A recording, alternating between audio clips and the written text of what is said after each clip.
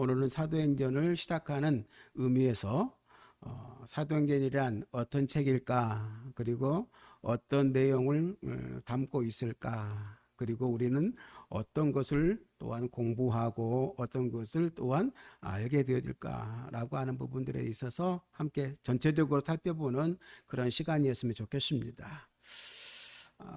사도행전을 시작하게 되어진 이유는 우리가 물론 새벽에 말씀들을 보면서 우리가 큐티를 할 때, 생명의 말씀으로 큐티를 할 때 지금 본문이 사도행전을 지금 계속 진행되고 있거든요. 그 진행되어지는 과정 가운데 기도하는 마음 가운데 정말 새롭게 하나님께서 역사하시고 성령 하나님께서 역사하시는 그 부흥의 현장들을 살펴보면서 오늘 우리 교회도 그런 성령의 역사와 부흥의 현 주소가 우리 가운데 있어지면 좋겠다라는 생각을 마음에 담고, 물론 어려운 말씀이 있을 수 있지만 함께 이 시간들을 좀 수요일 날은 이 사도행전을 조금 더 깊이 공부하고, 또한 그 속에 담겨져 있는 사도들의 행적과 또한 성령의 어떠한 역사와 더불어서 그곳에서 나타난 많은 사람들의 어떠한 그 일생을 들여다보면서 정말 우리도 정말 초대교회 그러한 살아있는 그 역사적인 그러한 사건들과 더불어 그 사건 가운데 어떤 통로가 되었던 많은 사도들, 믿음의 사람들, 선진들, 믿음의 선배들을 우리가 함께 살펴보면서 현장에 나타난 그 모든 것들을 우리가 함께 또한 이 시대에도 여전히 살아계신 하나님의 그러한 은혜와 어떤 능력을 좀 경험했으면 좋겠다라는 그런 마음으로 함께 우리가 사도행전을 살펴보려고 합니다. 이런 교회뿐만 아니라 사도행전의 내용에 보게 되어지면 다 가정마다 하나님의 교회가 세워지는 것들을 보게 되어지고, 또 거기에서 놀라운 하나님의 성령의 역사가 일어나는 것을 보게 되지 않습니까?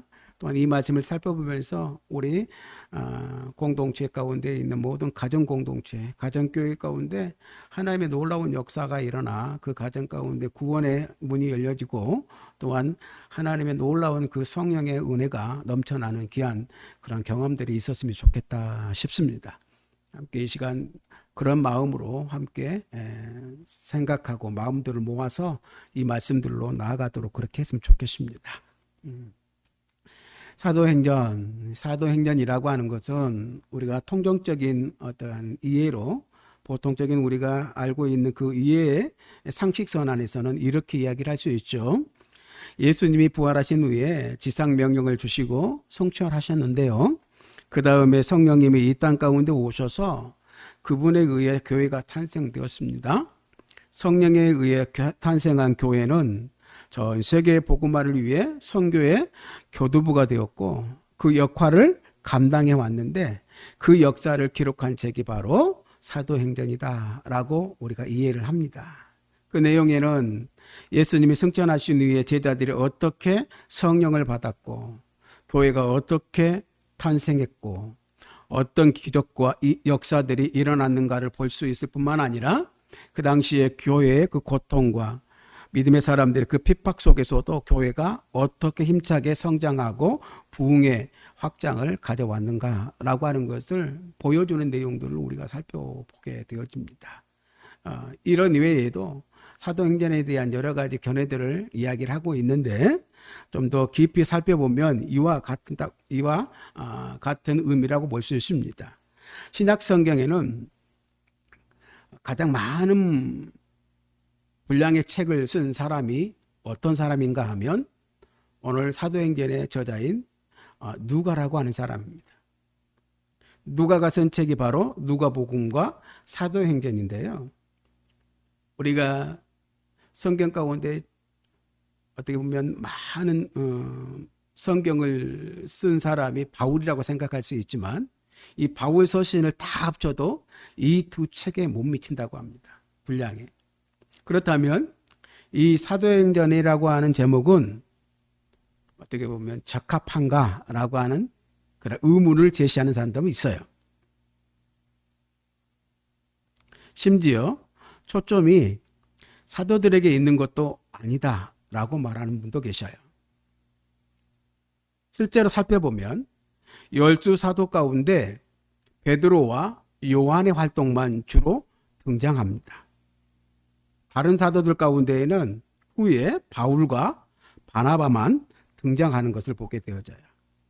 사도 외에 7지사 가운데 빌립과 스데반의 사역도 있기 때문에 이 책이 온전히 사도들의 행정이다 이렇게 부르기는 적절치는 않다라고 이렇게 이야기를 하는 분들이 계시다는 것이죠.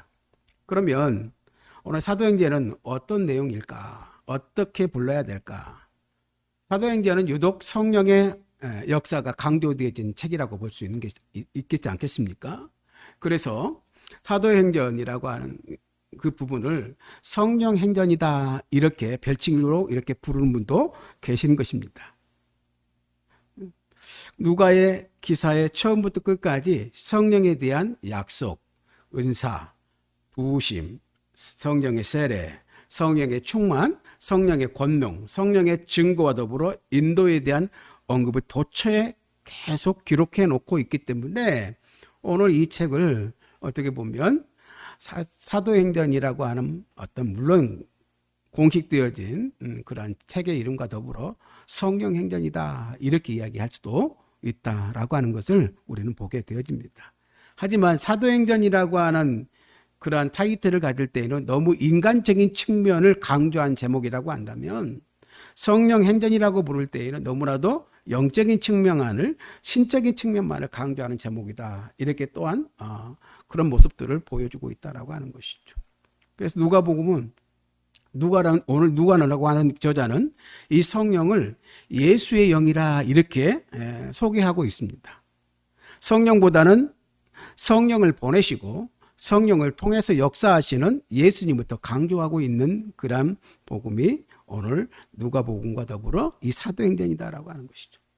그러니까 사도행전은 이 성령을 통해서 일하시는 승천하시는 예수 그리스도의 행동과 말씀이다 이렇게 말씀드릴 수 있는 것이죠. 누가복음은 지상에서 성육신하신 예수의 왕으로서의 활동을 기록하고 있다라고 한다면 오늘 사도행전이라고 하는 것은 천상에서 부활하신 예수의 왕으로서 활동을 기록하고 있는데 그의 사도를 통해 그의 제자들을 통해 그리고 그의 영이 성령을 통해서 행하신 예수님의 활동과 말씀들에 대한 기록이라 이렇게 말할 수 또한 있다라고 하는 것입니다.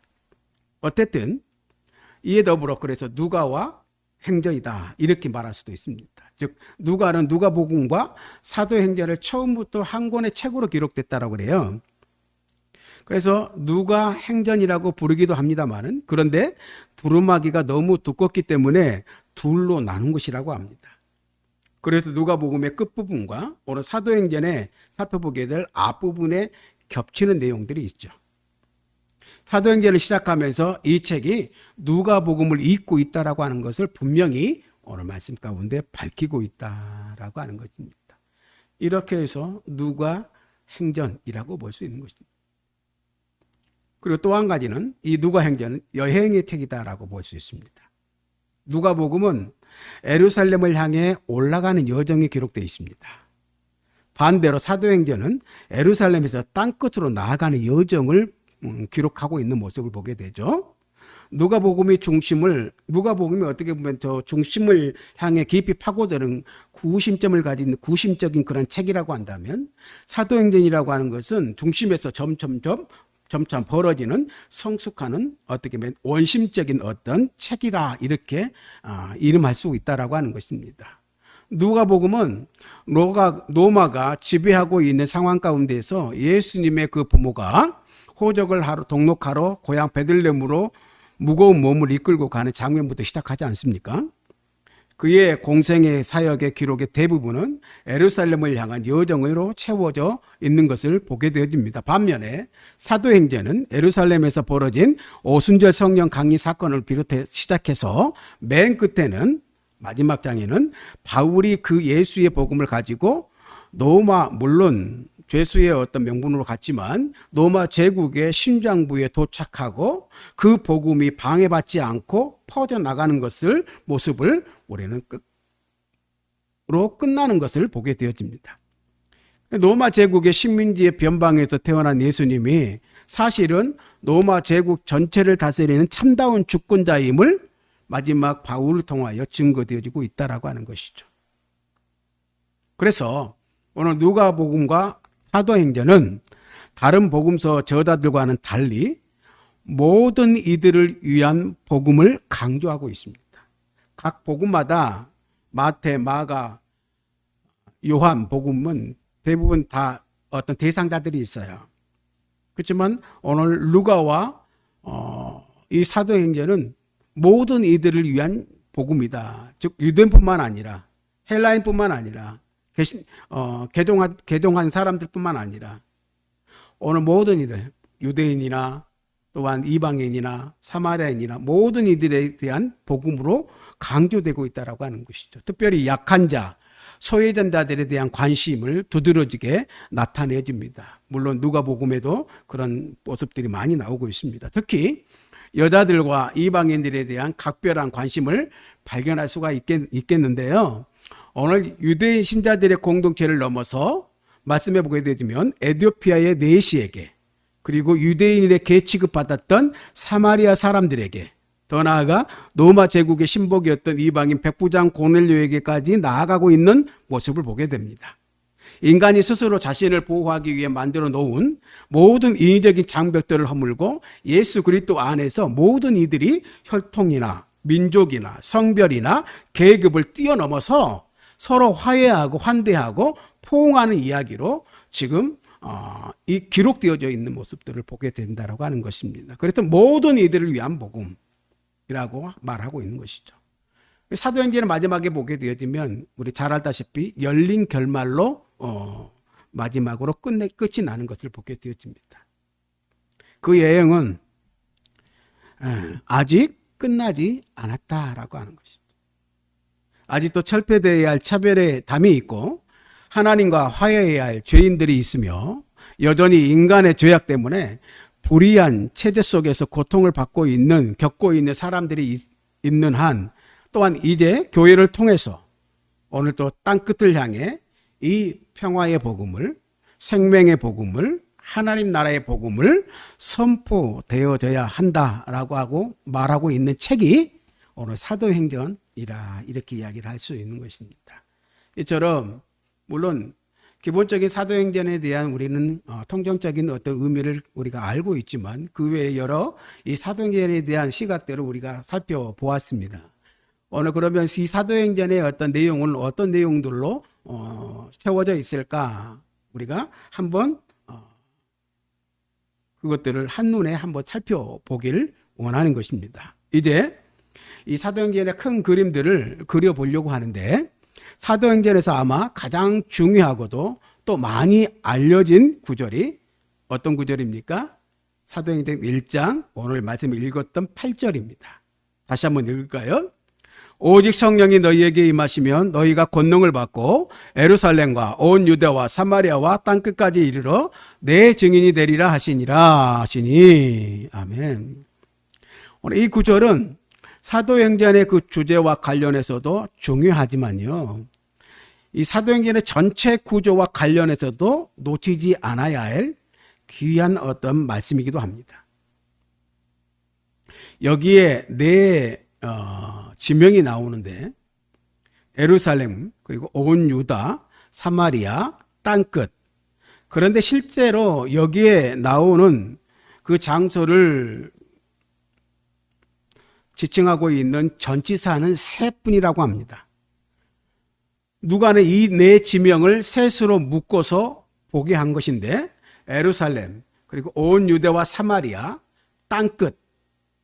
즉 사도행전은 예루살렘에서 시작한 복음이 온 유대와 사마리아로 확장되어지고, 그리고 팔레스타인의 경계를 넘어서 땅끝까지 가는 이야기로 구성되어 있다라고 하는 말씀하고 있는 것이죠.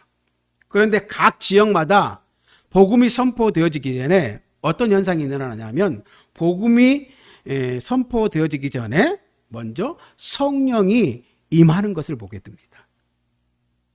예루살렘에는 오순절에 마가의 다락방에 모인 120명의 성도들이 성령을 받게 되어집니다. 그렇죠?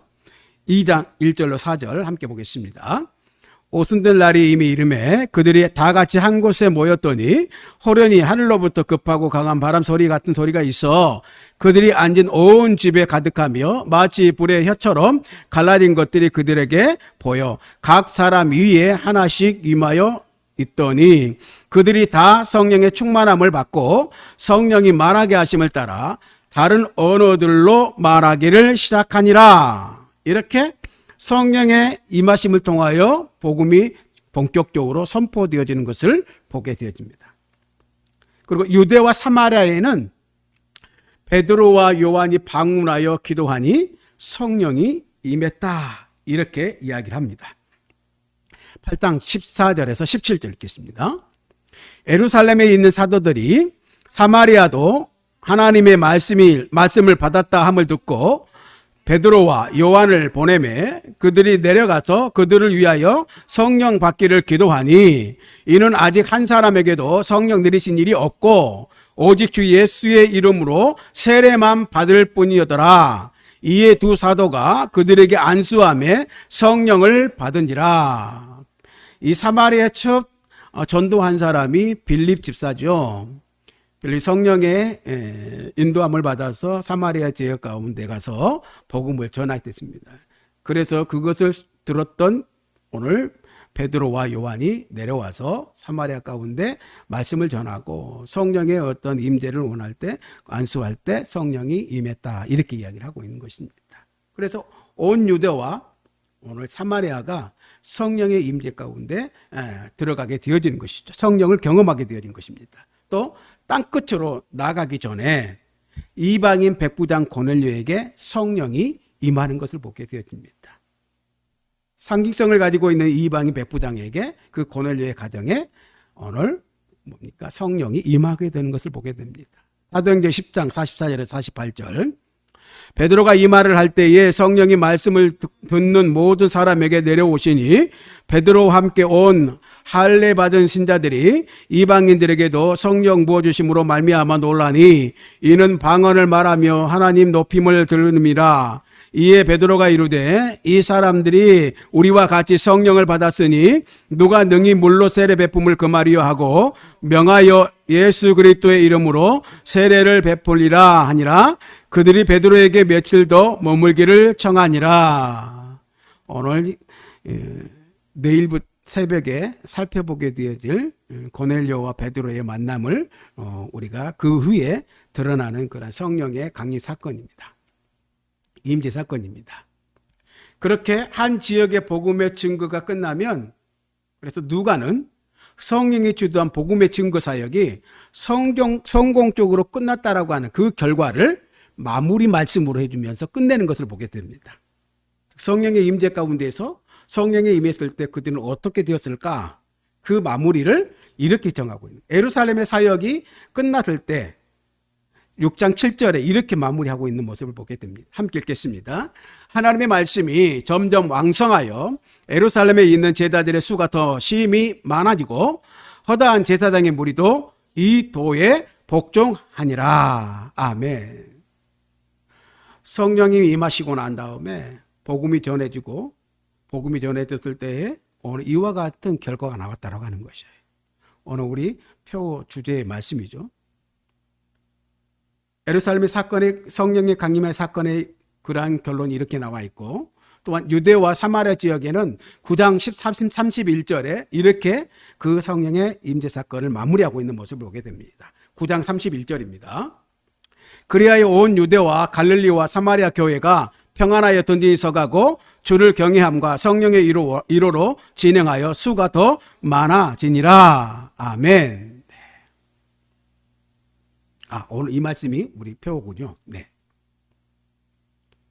성령의 유대와 사마리아 사역이 끝나면 이렇게 결론이 그들에게 드러났다라고 하는 것이에요. 그리고 마지막 땅끝 전도 가운데 여러 개가 있는데 시리아와 팔레스타인의 사역은 이렇게 마무리되는 것을 보게 됩니다. 12장 24절 하나님의 말씀은 흥황하여 더하더라 라고 나타났고 소아시아 지역 가운데도 바울을 통하여서 그렇게 성령의 사건이 일어나게 되어지는데 그 사역이 일어난 다음에 16장 5절에 이렇게 마무리되어 있는 것을 보게 됩니다. 함께 보겠습니다. 16장 5절입니다.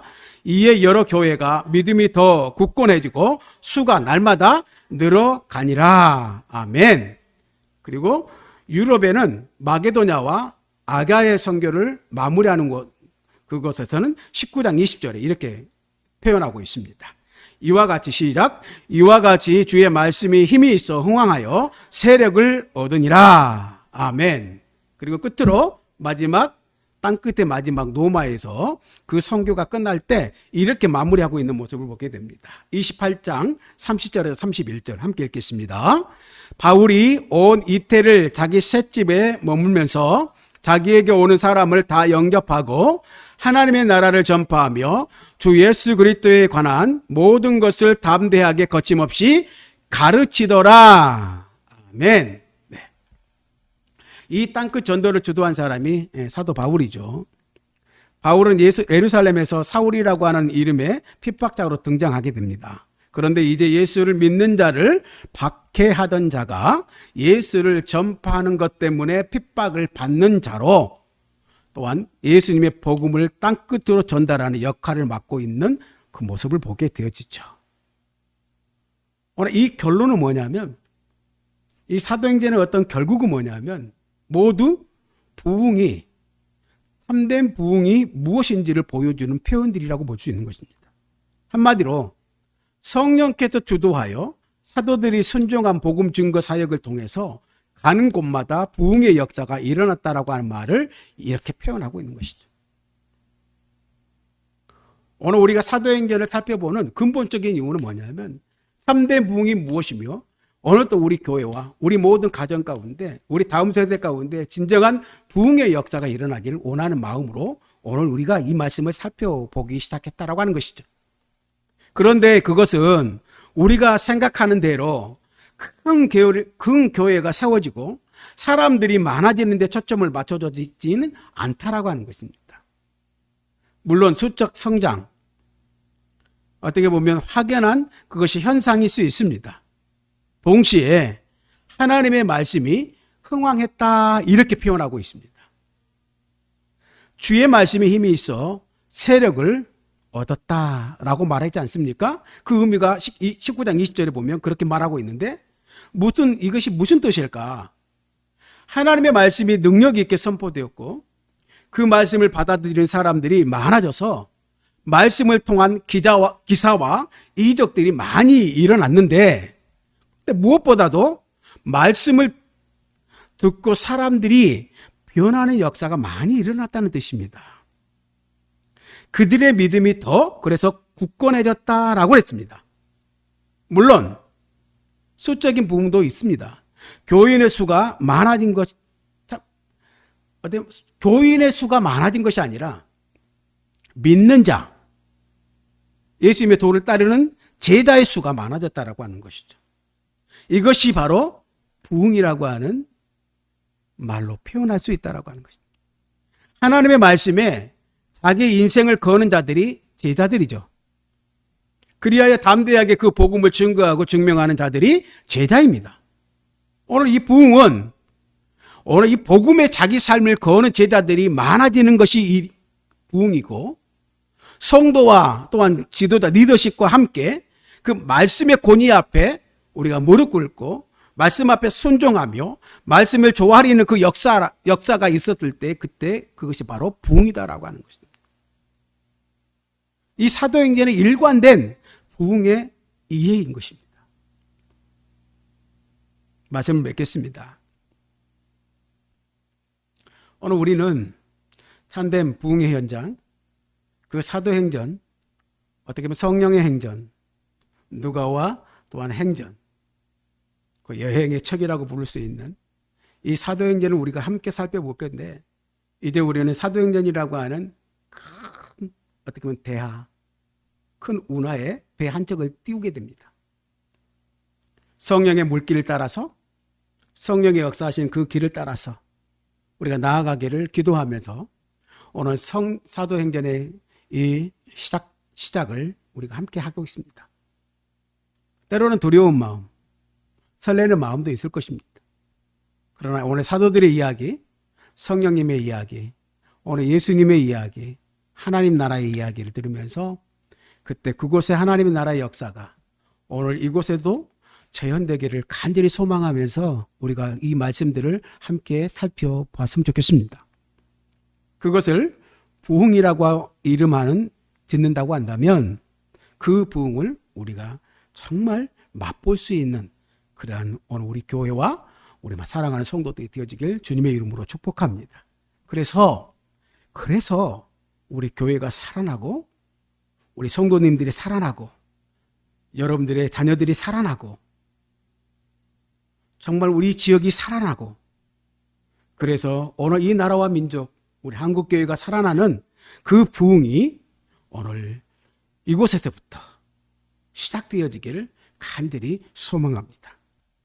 그래서 성령님께서 거침없이 자유롭게 역사하실 수 있도록 또 말씀하실 수 있는 거룩한 현장이 그 부흥의 현장이 될 수 있는 오늘 우리 교회와 이 예배가 되어지길 주님의 이름으로 축복합니다. 여러분들의 가정이 되어지길 간절히 여러분들의 가정이 진정 부흥의 현장이 되어지기를 간절히 소원합니다. 성령님께서 거르침 없이 역사되어지는 그 현장 그것이 오늘 우리 교회와 여러분들의 가정의 현장이 되어지기를 간절히 다시 한번 축복하면서 이 주님이 이 바람이 오늘 우리 모두의 마음 가운데 좀 더 구체적으로 알아 새겨질 수 있는 귀한 사도행전의 그 시작이 되어지길 주님의 이름으로 간절히 축복하면서 정말 이 밤에 시작해서 우리가 성령으로 충만해 줘서 성령님께서 내 삶을 통하여 정말 거침없이 역사해 줄 수 있는 사용해 줄 수 있는 그런 놀라운 은혜를 경험하는 우리 복된 성도들 다 되어주시기를 다시 한번 주님의 이름으로